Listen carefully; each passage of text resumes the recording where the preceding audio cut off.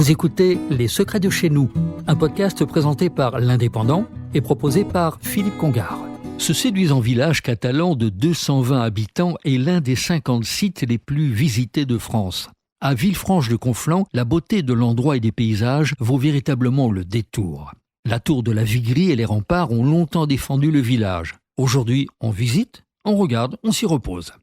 Les comtes de Cerdagne puis Vauban sont à l'origine de ces fortifications. Le fort Libéria, qui garde la cité, est à voir. 25 canonnières surplombent la vallée du Tête, à découvrir après avoir grimpé les 734 marches qui montent vers Villefranche-de-Conflans.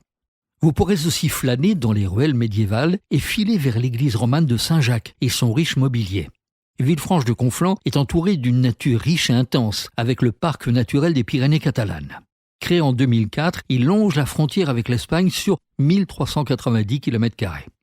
Le pic du Canigou, à 2921 mètres, est le point culminant de la vallée. Le parc a de multiples missions. Il préserve les espaces naturels et contribue à défendre la culture et la langue catalane.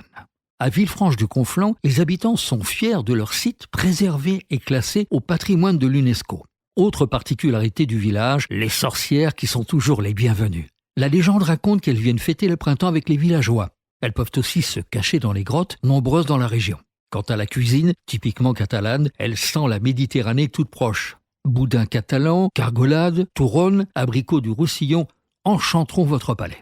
Enfin, à Villefranche-de-Conflans, le train jaune est inévitable. Longtemps menacé de fermeture, il a résisté. Il est aujourd'hui géré par la SNCF. Il relie Villefranche, 427 mètres, à la Tour de Carol, à 1231 mètres, en passant par Montlouis, Font-Romeu et Bourg-Madame, un voyage de 3 heures inoubliable.